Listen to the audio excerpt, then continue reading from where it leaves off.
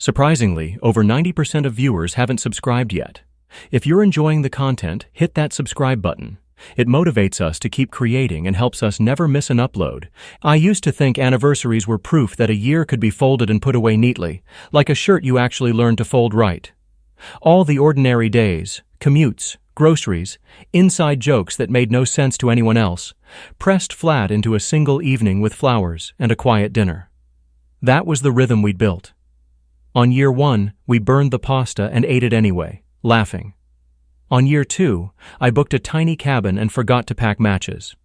On year 3, I learned that a single text can split time into before and after. I spent the afternoon getting things right. The florist tucked 2 sprigs of rosemary into the bouquet because she remembered that Megan loves the smell. I set the table with the good plates we never use, the ones with the faint blue ring around the edge. I chilled a bottle of Prosecco because she likes bubbles on happy days. I pressed the napkins, which is a ridiculous thing to do for 2 people who eat on the couch half the week, but ritual matters most to the people who need it to hold something steady. At 5:30, I texted her a photo of the table and wrote, "Can't wait."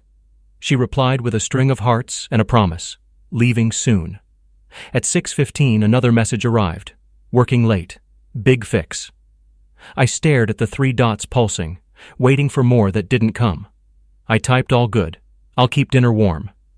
The candles kept pretending to be patient. 6:30 bled into 7. The Prosecco bottle sweated gracefully. I turned the oven to low and told myself that deadlines don't care about anniversaries. She'd said that 100 times about her industry. Launches choose their own birthday. I paced, fed the cat, reset a fork that didn't need resetting, checked the street like headlights could explain anything. At 7:40, my phone buzzed again.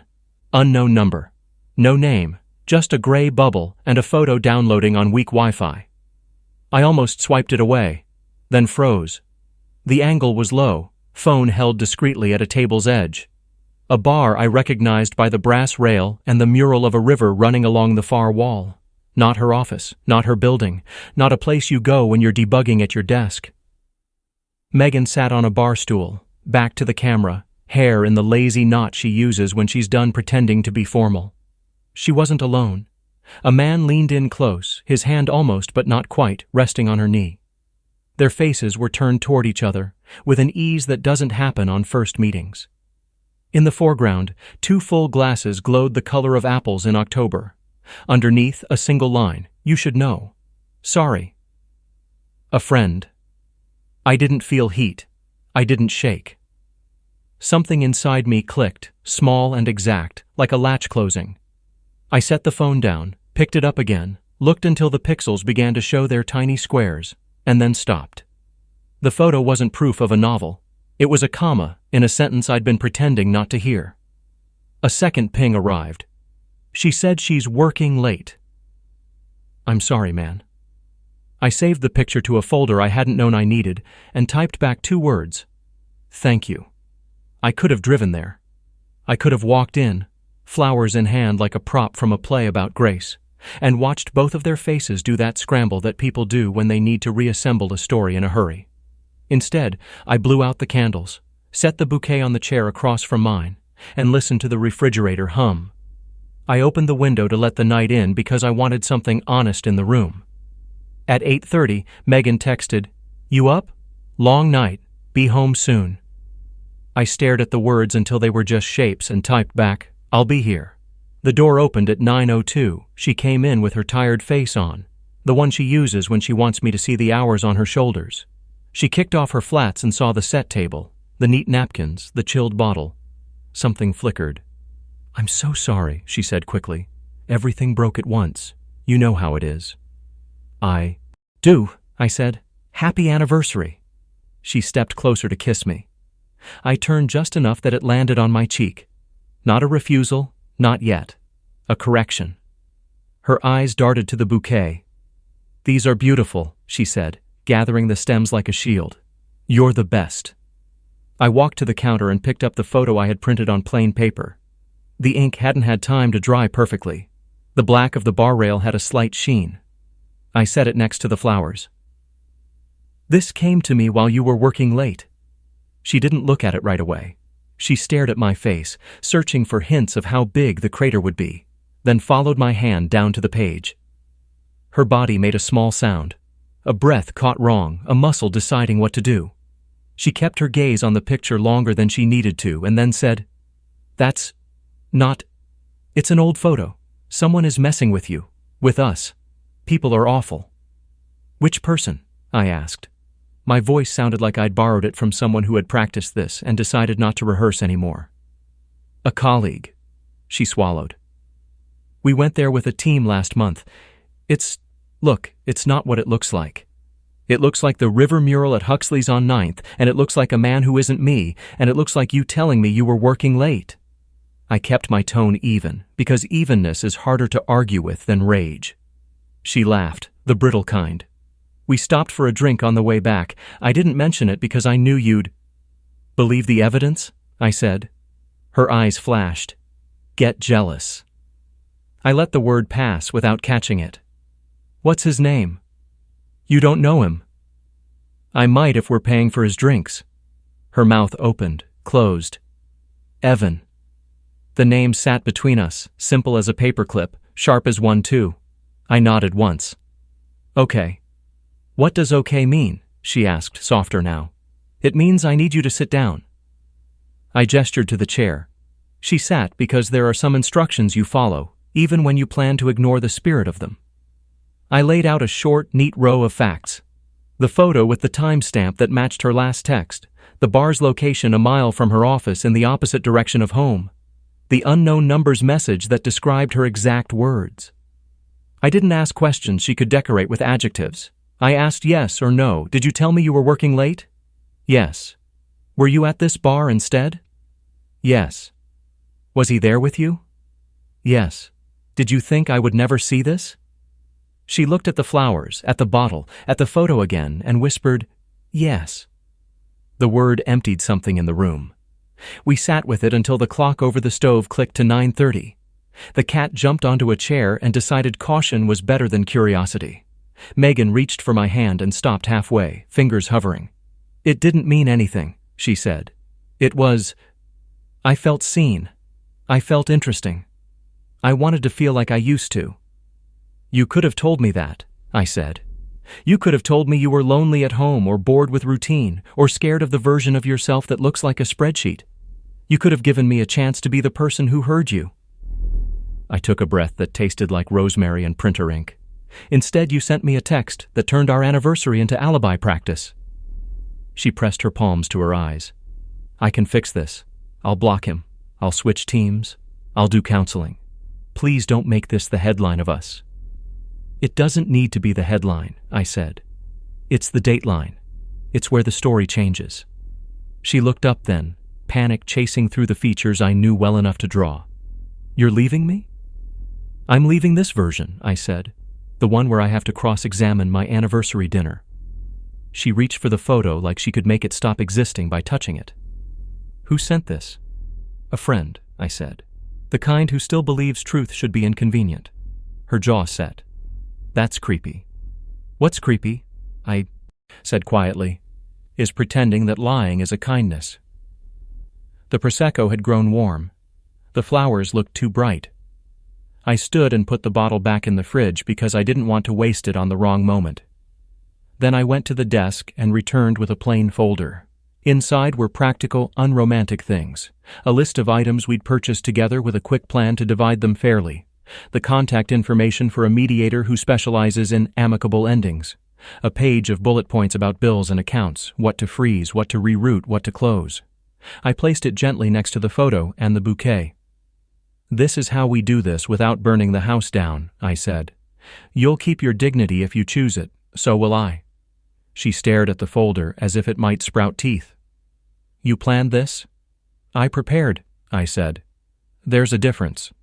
Her voice turned small. "Can we at least eat? It's still our anniversary." I looked at the table I had set like a stage and felt a clean ache.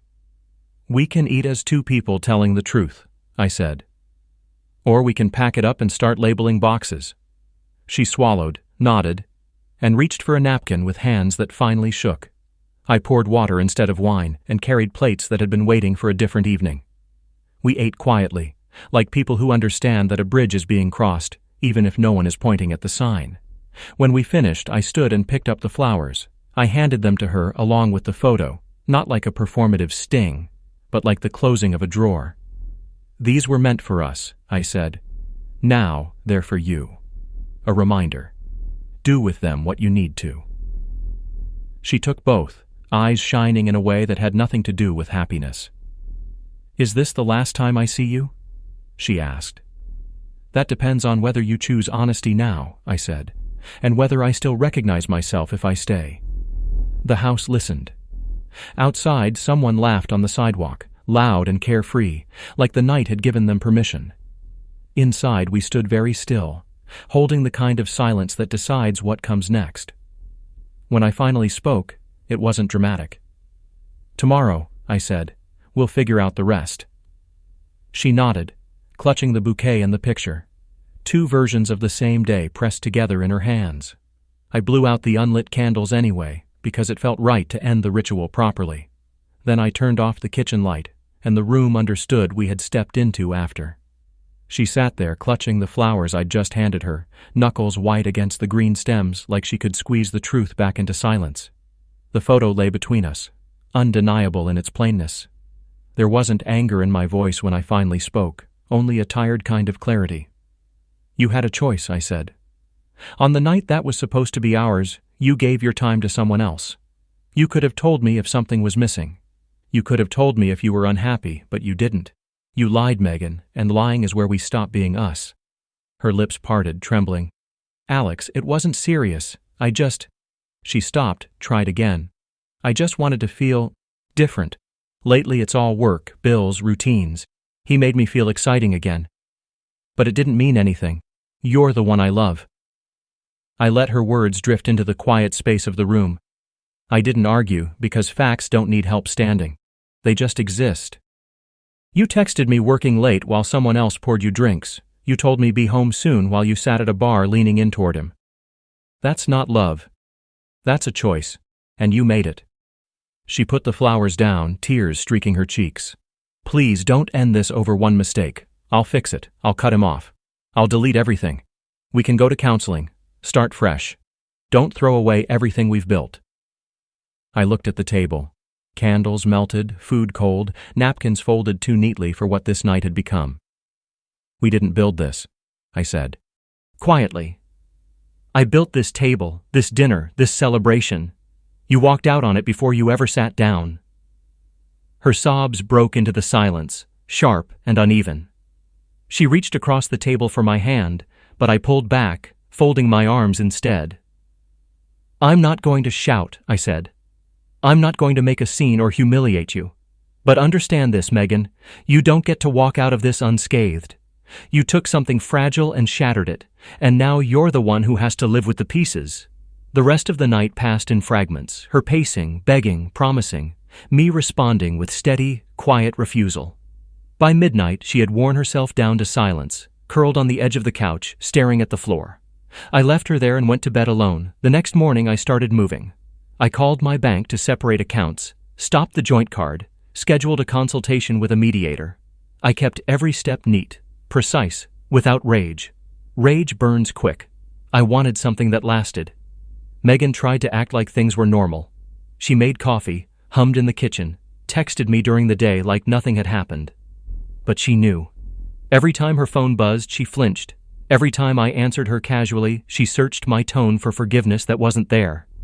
That weekend, she broke down again. "Alex, please. I made a mistake, but don't erase me for it. I love you. I'll prove it every day if I have to."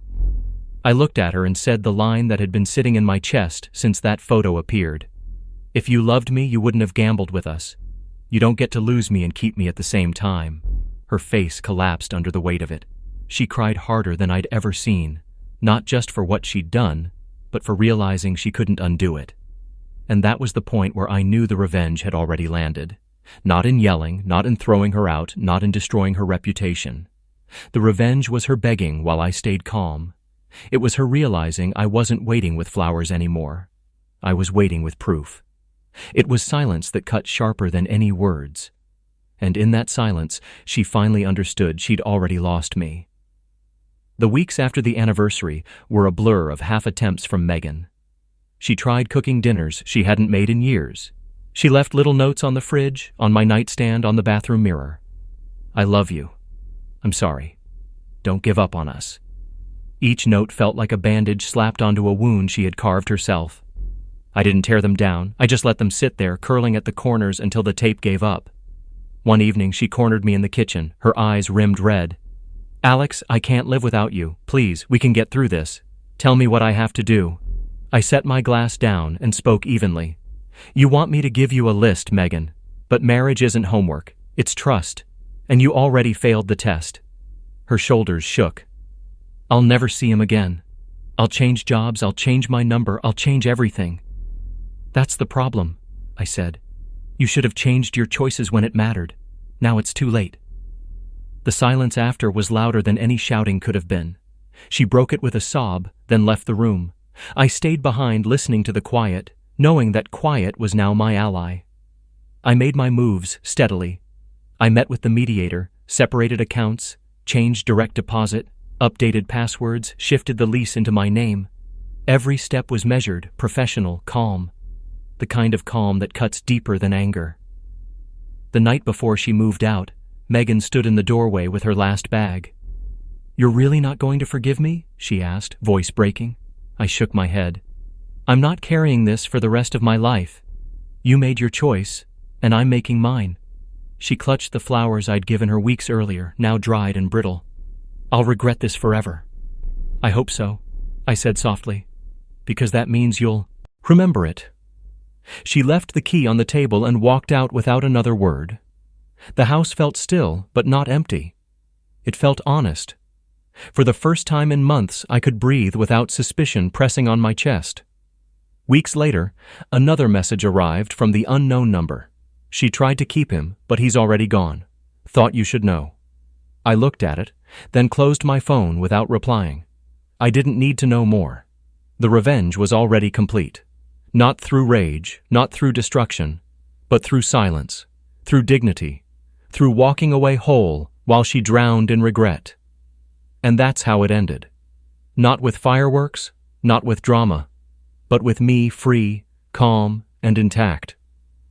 It had been 3 weeks since Megan left. The house was lighter, quieter, and for the first time, mine in a way it had never been before. But endings aren't clean.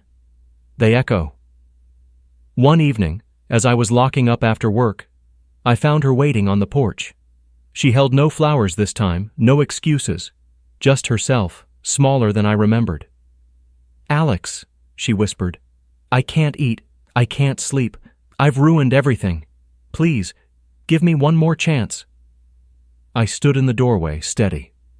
Megan, every time you say that, what I hear is you want me to forget what you chose. But I can't forget, and I won't. Tears streamed down her face. I'll spend the rest of my life proving it to you. I shook my head. I don't need you to prove anything anymore. I need you to accept what happened. That's the only way either of us gets to move forward. Her eyes searched mine, desperate for the man who used to rush to comfort her. But that man was gone, replaced by someone who had learned the weight of silence. Finally, she nodded, almost collapsing under the truth, and walked away into the night without looking back. When the door shut behind her, I realized I hadn't felt anger, only closure. For the first time, I wasn't carrying her mistakes or my pain. I was free. That weekend, I took the flowers she had left to dry on the counter, brittle and colorless, and placed them in the trash. Then I bought myself a new bouquet, not as a symbol of her, but of me. A reminder that sometimes the best revenge isn't punishment. It's rebuilding, quietly, without them. And in that simple act, I knew the story was over.